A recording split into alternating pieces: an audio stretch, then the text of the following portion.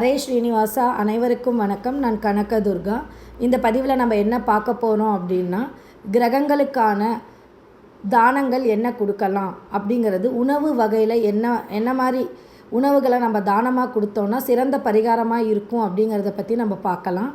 இப்போ முதல்ல சூரிய பகவானுக்கு பார்த்திங்கன்னா கோதுமையால் ஆன தின்பண்டங்கள், சந்திர பகவானுக்கு பார்த்திங்கன்னா பச்சரிசியால் ஆனது, செவ்வாய் பகவானுக்கு பார்த்திங்கன்னா கூட்டாஞ்சோறு, பல காய்கறி சாதங்கள், புதன் பகவானுக்கு பார்த்திங்கன்னா கீரை சாதம், குரு பகவானுக்கு பார்த்திங்கன்னா சர்க்கரை பொங்கல், அது நாட்டு சர்க்கரையாக இருந்தால் ரொம்ப சிறப்பு. சுக்கிரன் பகவானுக்கு பார்த்திங்கன்னா வெண்பொங்கல், கல்கண்டு, சனி பகவானுக்கு பார்த்திங்கன்னா புளியோதரை, கத்தரிக்காய் கூட்டு அந்த மாதிரி கொடுக்கலாம். ராகு பகவானுக்கு பார்த்திங்கன்னா உளுந்த சாதம், உளுந்த வடை அந்த மாதிரி கொடுக்கலாம். கேது பகவானுக்கு பார்த்திங்கன்னா கொள்ளு, யானைக்கு உணவு கொடுக்கறது ரொம்ப சிறந்த பரிகாரமாக இருக்கும்.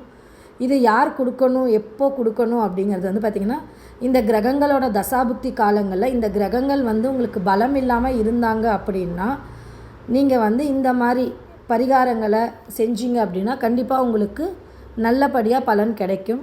நன்றி.